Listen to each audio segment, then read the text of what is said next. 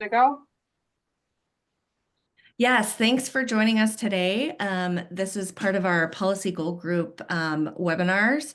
Today we're going to have Andrea Cruz. She's the Child Nutrition Director for the Brandon Valley School District in Brandon, South Dakota.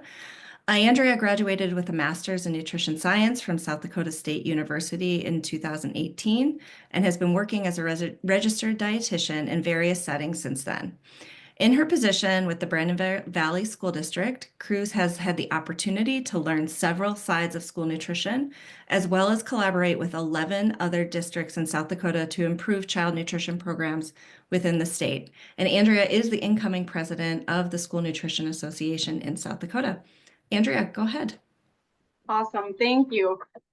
So I'm hoping over the next 15 minutes or so, I can kind of give you a crash course in school nutrition, what the program looks like, some basic successes and difficulties that we see day to day in position across the state. So just to kind of kick it off, there is a lot that goes into school nutrition programs, which I'm sure you all may or may not be aware of.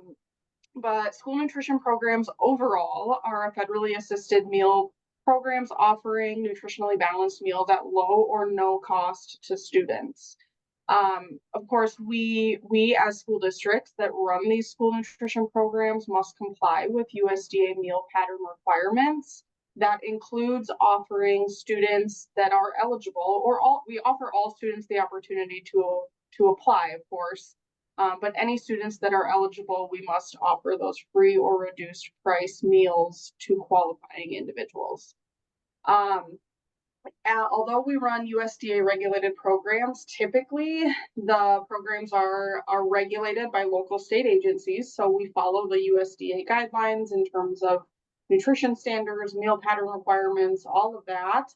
But the state agency, the local child and adult nutrition services offices at the state office, they are the ones that kind of help us implement, answer a lot of our questions when it comes to different regulations, policies, all of that kind of stuff. So we deal a lot with both the state agency and the USDA, just making sure that we're running the programs in the most efficient and best way possible for our students. One of the best things about the programs that we run is I would consider them self-sustainable, because we do, if you're offering reimbursable meals to students, we receive cash subsidies for those reimbursable meals served. Reimbursement rates are determined just annually based on a lot of different factors. And then free meals receive a little bit higher reimbursement than reduced. And then, of course, the paid meals that students pay for, if they don't qualify for benefits, they are the lowest reimbursement rate for us. But either way, no matter how many reimbursable meals we serve, it's still a benefit to the district because we get those funds back so that we can put them back into our program. There are many different school nutrition programs that can be run. You may have heard, special milk program, school breakfast program, after school snack program, summer food service program, lots of different programs. The two that we run here at Brandon Valley, we actually run three, but the two biggest ones that we run are the school breakfast program and the national school lunch program. We do offer school milk program as well, but it impacts such a small number of our students here that I'm not going to touch on it today. One of the things that I think is really important when you're talking about school lunch programs is to really understand the service piece of it. And that is where offer versus serve comes into play. So offer versus serve is a menu planning and meal service approach that really allows students to have some autonomy in selecting the foods that they eat. Essentially, putting it into layman's terms, offer versus serve is that we offer more options than students are required to take. So typically it is required for grades 9 through 12 regardless, but most schools that do offer versus serve will do it for K through 12. It just has so many benefits to it to do it across the board. A few of which are, of course, student approval and independence is one of the ones that I love the most. And that just means that allowing students to have the responsibility of choosing the different foods that they want to eat gives them a little bit of that confidence to make healthier choices and that sort of thing. It offers more menu options for students. Every day at Brandon Valley Schools, we offer at least 3 cold vegetables, 1 hot vegetable, and then 2 fruits every day, regardless of school. And as you get older in the middle school, high school, we might even offer more options on our garden bars. So it just gives kids a wider variety of different foods to try, and we always try to incorporate, you know, those fruits and vegetables that they might not try at home. Increase meal participation, because if you let students pick what they're going to eat instead of just putting it on their tray, they are more likely to participate in the school lunch programs. It can reduce food waste as well, because once again, if you let kids choose what they're going to eat, the things that they wouldn't eat don't end up in the trash. So it just kind of helps us reduce the food waste by allowing them to pick those items. And then on the back end, the inventory and cost control is nice, because we can keep less quantity on hand.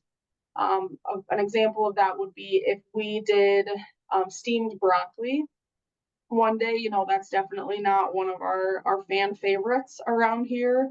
So if we put it on everybody's tray, we would have to keep, you know, 50 plus cases of frozen broccoli on hand. But since we do offer versus serve and allow students to pick whether or not they put it on their tray, we can keep less than 10 district wide.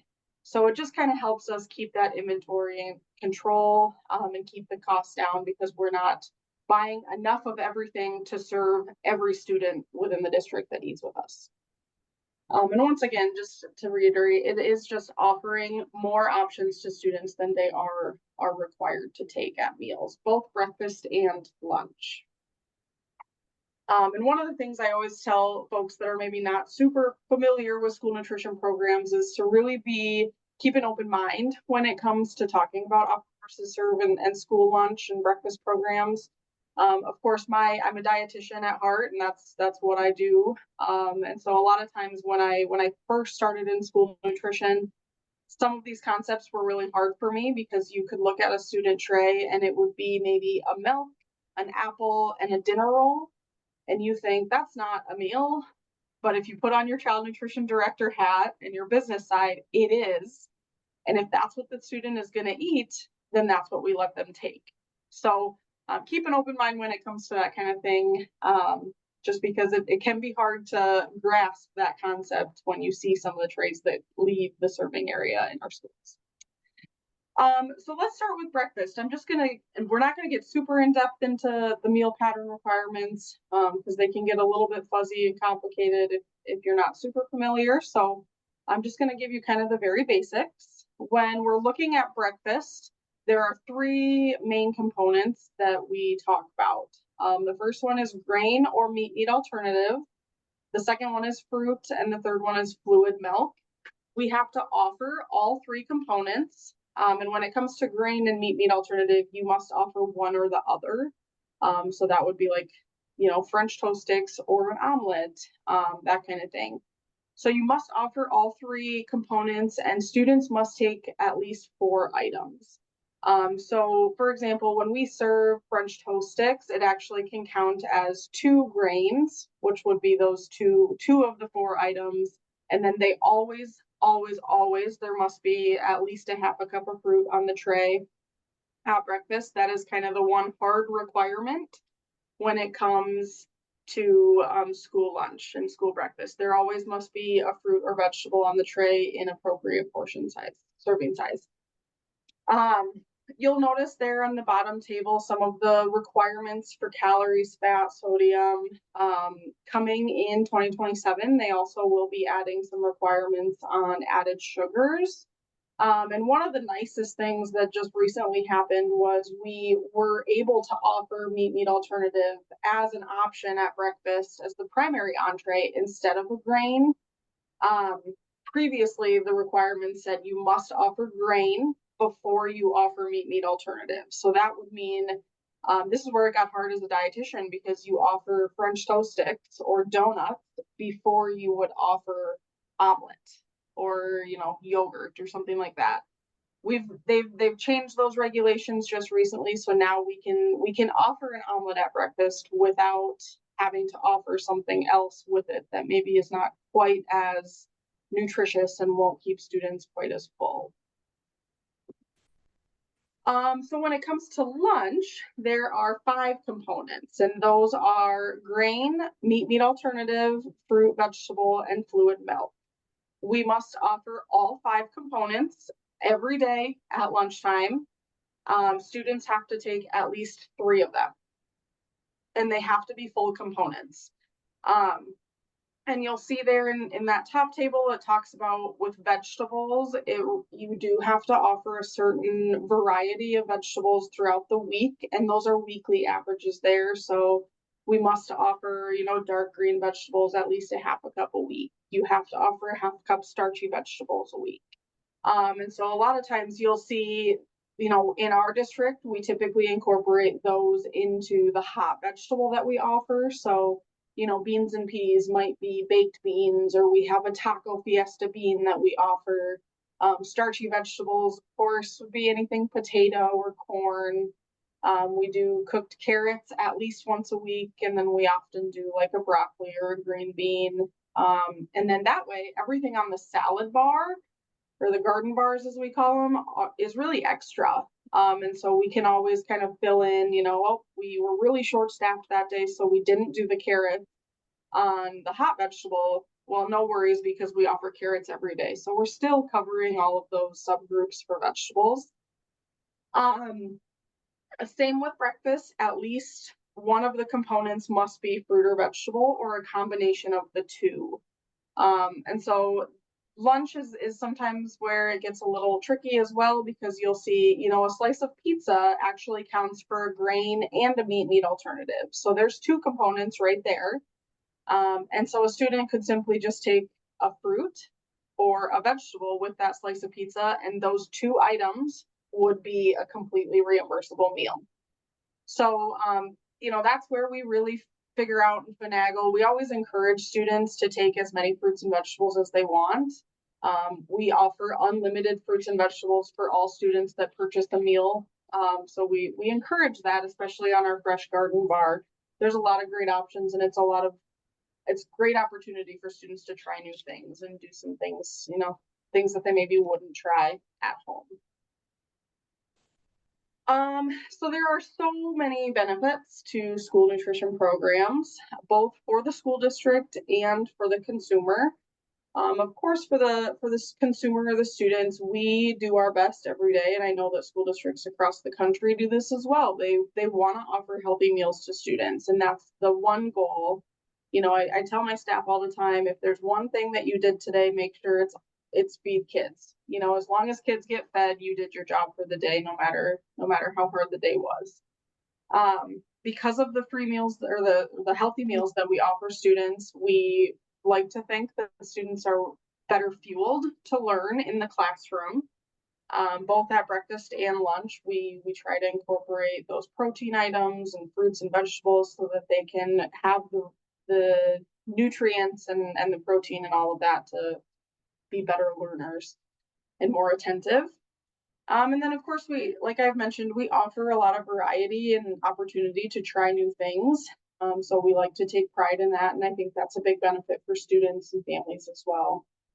And then for the district, the federal reimbursement and being able to positively impact students are kind of the 2 biggest benefits that we see. And like I mentioned, the federal reimbursement really helps keep our programs sustainable, because then we can put those funds, the funds that we receive in reimbursement, go right back into the program so that we can purchase the fresh fruits and vegetables and do those kind of things for our students. There are also lots of successes and challenges with running these types of programs, as there are with any position. So the first success, and probably the biggest and the one that we're most proud of, is that we just get to feed kids day in and day out. Brandon Valley does roughly probably 4,500 meals between breakfast and lunch daily from K-12. We have about 5,100 kids district wide. So we can have that positive impact on students. There is opportunity within these programs to collaborate with community, and collaborate with the students and staff that work here. We have been able to at Brandon Valley. I have an assistant director that works with me, and she is also a registered dietitian. And she has actually started a nutrition education in the classroom program. So we have her go in and teach kind of mini lessons on, healthy living or farm to school or trying new items or anything kind of health and wellness related. She can go in and teach in the classroom to students, in the front lines. And then of course the farm to school piece, which I know you guys, there will be another presentation on that. So we've been able to do some farm to school as well here at Brandon. We collaborate with one of the local growers to get cucumbers and peppers at the beginning of the year. We've done watermelon, we've done cantaloupe, and then we do apples every year as well from a local orchard.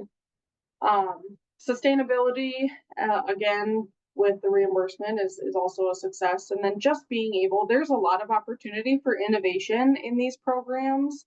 Of course you're following the guidelines, you're doing what you're supposed to do in terms of nutrition and all of that. But there is a lot of opportunity to create new menu items and go into the classrooms and all of that and get students involved in your program. So I love that about being within school nutrition. Some of the challenges that we see, and I think these are pretty consistent across the state, if not across the country. Collecting free and reduced applications every year in the fall it's a hard job. It's a feat. Just to get the word out, no matter how much you promote and share information with families, it is difficult at times to collect those applications and get them completed correctly. Meal debt has been all over the news, so that's also a big one. It's hard to collect money. It's hard times for a lot of families, and so we do what we can to help families get applications on file and kind of figure out solutions from there. Staffing, which I know is not just a problem in school nutrition. I think that's everywhere, but on any given day, we have 5+ employees gone. And so it's just a matter of adapting, adjusting, and figuring out how we can still feed kids even when short-staffed. Supply chain, food shortages, and food cost has really, I would say supply chain was a big, big, big problem during kind of those COVID years, couple years ago. And food cost has now become the real bummer at this point. There's a lot of increases going on, and so the food cost has gone up quite a bit for us. And then, program perception, I think, has really improved over the past several years. But there is still a little bit of a stigma when it comes to school lunch. Not all stories are good stories when you hear about different school meals and you see the picture of the green banana on a tray and how it blew up on social media, and that's what people remember. So, it's a lot of just trying to advocate for our programs and share information and educate the community about what we do. So that is all I have for you. I would be happy to answer any questions. And then my contact information is also there if you ever need to get a hold of me or have any questions after this presentation. Thank you so much, Andrea.